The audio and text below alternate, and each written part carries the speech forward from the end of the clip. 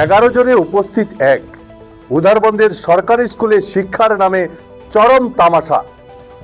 বিধায়কের surprise visit, 10 শিক্ষক গায়েব, কঙ্কালসার চেহারা উধারবন্দের স্কুলের। কোষাগার থেকে মোটা মাইনে, কর্তব্যের বেলায় ফাঁকি, সর্ষের মধ্যেই ভূত। গরিবের ভবিষ্যৎ নিয়ে ছিনিমিনি, উধারবন্দের স্কুল কাণ্ডে ক্ষুব্ধ বরাক উপত্যকা। নমস্কার, আপনারা দেখছেন ঈশান বাংলা পয়েন্ট ব্ল্যাঙ্ক। আপনাদের সঙ্গে রয়েছে আমি সিদ্ধার্থ। আজ কোনো ঘুরিয়ে ফিরিয়ে কথা নয়, আজ সরাসরি আঘাত করব আমাদের শিক্ষা ব্যবস্থার রন্ধ্রে রন্ধ্রে বাসা বাঁধা সেই গভীর ক্যান্সারে, যা আমাদের সন্তানদের ভবিষ্যৎকে কুরে কুরে খাচ্ছে।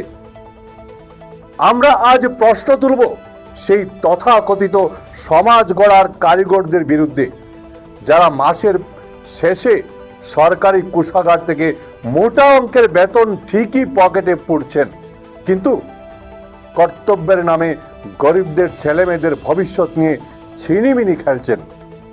স্থান কাছাড় জেলার উধারবন্দের ইটখোলা সর্বোদয় হাই স্কুল। গত মঙ্গলবার সেখানে যা ঘটল তা শুনে আপনাদের রক্ত টকবক করে ফুটতে বাধ্য। বেলা তখন ঠিক 11টা। উধারবন্দের বিধায়ক রাজদীপ গোয়ালা কাউকে কোনো খবর না দিয়ে আচমকা ওই স্কুলে গিয়ে হাজির হন, কিন্তু স্কুলের ভেতরে পা দিয়ে তার চোখ চড়ক গাছ। যে স্কুলে ছাত্রছাত্রীদের ভবিষ্যৎ গড়ার দায়িত্বভার রয়েছে 11 জন শিক্ষক শিক্ষিকার কাঁধে, সেখানে ঘড়ির কাঁটায় বেলা 11টা বাজলেও উপস্থিত ছিলেন মাত্র একজন শিক্ষক। হ্যাঁ, ঠিকই শুনছেন আপনারা, 11 জনের মধ্যে 10 জনই গায়েব।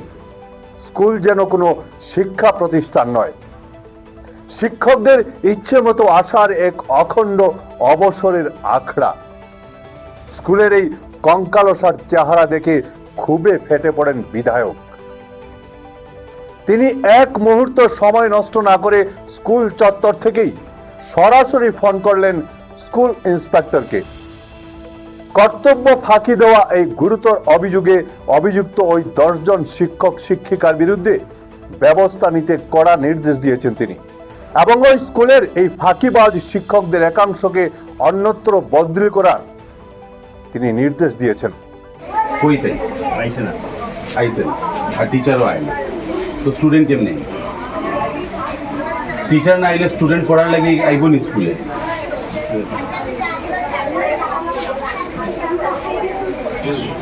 I have come to this Sarvodaya High School in Itkhola Malugram area. There are 11 teachers. I came here for a Swachhata Abhijan, and out of 11 teachers, only one teacher is present.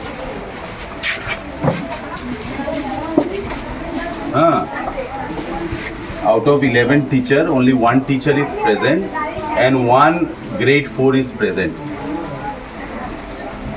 কি নাম আপনার? কাজল কান্তি Dutta. Only he is present. This person is present. Rest no one has come yet, and they are supposed to start the school at 9 a.m. You do one thing, na? Since they are not coming, they have 11 teachers and they have hardly 250 students, and out of 250 students, hardly not even 50 students are here. You get others transferred to other schools. यहाँ पे दरकार नहीं है ना teacher का। 250 student है, 11 teacher है, और हमारा एक स्कूल ऐसा है जिसमें 700 स्टूडेंट है, 2 टीचर है। यहाँ से 3-4 को वहाँ भेज दीजिए। आप थोड़ा जो भी अथॉरिटीज हैं, हेडमास्टर इनको थोड़ा बुला लीजिए। यहाँ से 4-5-6 टीचर को उठा ले जाइए उधर माछरग्राम में, हमको चाहिए। কিন্তু আজ পয়েন্ট ব্ল্যাঙ্কের মঞ্চ থেকে আমাদের সোজা প্রশ্ন, এই অরাজকতা কি একদিনে তৈরি হয়েছে? একদমই নয়, একদমই নয়। বছরের পর বছর ধরে শিক্ষা দপ্তরের ঢিলে ঢালা মনোভাব আর নরম শাস্তির কারণেই এই ফাঁকিবাজির সাহস আজ আকাশ ছুঁয়েছে। আমাদের সংবিধানে প্রতিটি শিশুর শিক্ষার অধিকারকে মৌলিক অধিকার বলা হয়েছে। সেই জায়গায় দাঁড়িয়ে সরকারি বেতন নিয়ে এই ধরনের বেঞ্জির গাফিলতি কি এক প্রকার আইনি অপরাধ নয়?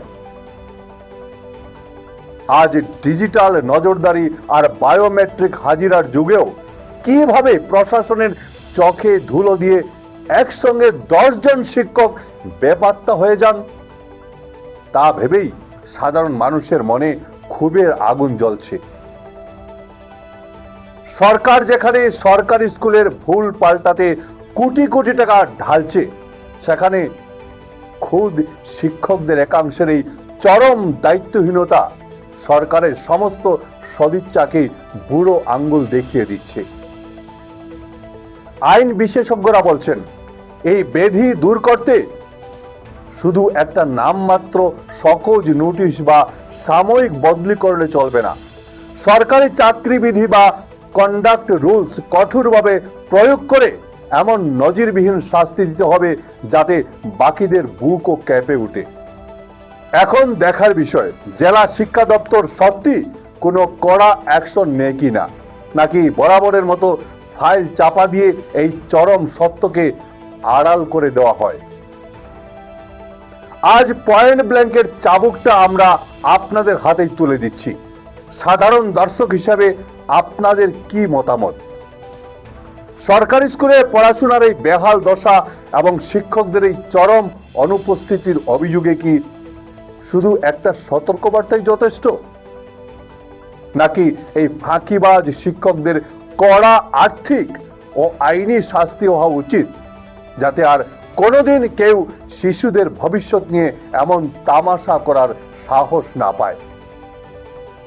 আপনাদের বুক ফাটানো ক্ষোভ আর মূল্যবান মতামত আমাদের কমেন্ট বক্সে লিখে জানান। সচেতন নাগরিক হিসেবে আপনাদের উত্তরের অপেক্ষায় আমরা রইলাম। দেখতে থাকুন, চোখ রাখুন পয়েন্ট ব্ল্যাঙ্কে। নমস্কার।